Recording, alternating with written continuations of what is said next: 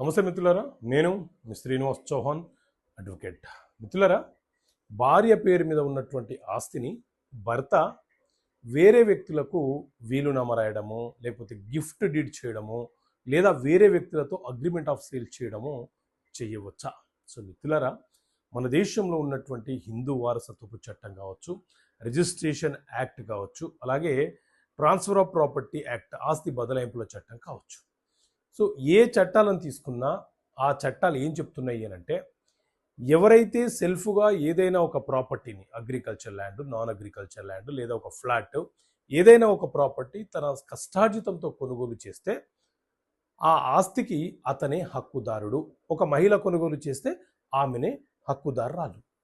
ఆ ప్రాపర్టీ ఆమె లేదా అతను తనకు సంబంధించిన వ్యక్తులకు, లేకపోతే తన అవసరాలకు అమ్మకాలు కొనుగోలు చేయడము, అగ్రిమెంట్ ఆఫ్ సేల్ చేయడము, జీపీఏ ఏజీపీఏ చేయడము, లేదా గిఫ్ట్ డీడ్ చేయడము, లేదా వీలునామా రాయడము చేయాలి తప్ప ఆమె తరపున భర్త అమ్ముతానంటే చెల్లదు, ఆమె తరపున కొడుకులు అమ్ముతానంటే చెల్లదు, ఆమె తరపున వాళ్ళ బంధువులు ఎవరైనా పలానా వ్యక్తికి వీలునామా రాసేసాను అని అంటే చెల్లుబాటు కాదు.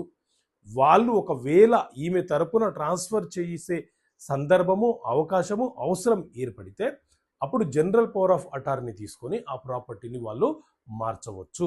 అంతేకాని డైరెక్ట్గా ఆమె పేరు మీద ఉన్నటువంటి ఆస్తిని వీళ్ళు మరొక వ్యక్తికి బదిలీ చేయడానికి అవకాశం లేదు.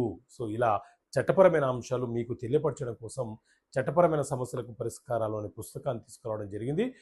ఈ పుస్తకం కావాలనుకుంటే ఇక్కడ కనిపిస్తున్న నెంబర్ కాల్ చేసి పుస్తకాన్ని మీరు పొందవచ్చు. ఓకే మిత్రులారా, థ్యాంక్ యూ.